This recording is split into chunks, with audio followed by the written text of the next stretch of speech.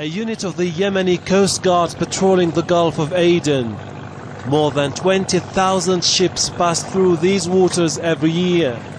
But pirates from war-torn Somalia are also sailing the Red Sea and the Indian Ocean.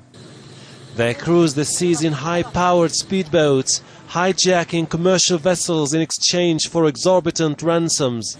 And now, the international community is calling on Yemen to provide security. These waters have become one of the world's top piracy hotspots, and while the Yemenis are saying that they are doing their best to monitor the coast, they find it more and more difficult to clamp down on piracy on their own because they don't have enough equipment, technology and boats. For Colonel Lotf al-Barati, who is in charge of the Gulf of Aden, piracy is a major threat to stability in the region. They are equipped very well. They have faster boats, better weapons, and very well organized. And this is very, very amazing. This is the Yemeni Coast Guard's control room. With only basic monitoring equipment, they try to keep track of vessels in the area. But without even a radar system, they can only act when they receive the SOS calls. And by the time they reach the area, it's always too late.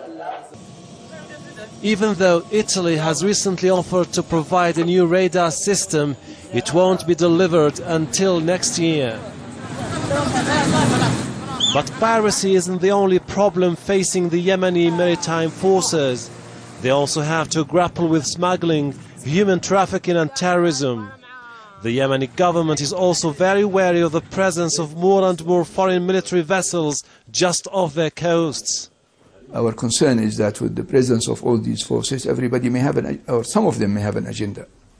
And this agenda may affect the stability of our region as a whole, not only in the Horn of Africa. So this is why Yemen has called for countries in our region to take the responsibility and to debate the issue of the security of the Red Sea and the Gulf of Aden and the Arab Sea, so that we take more responsibility of safeguarding the international trade routes.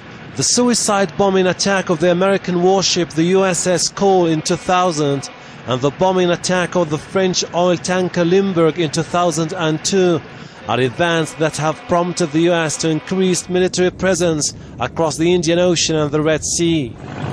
Yemen contends that the solution to the piracy threat won't be found in gunboat diplomacy, but rather in helping countries like Somalia establish a permanent government that will restore peace and stability.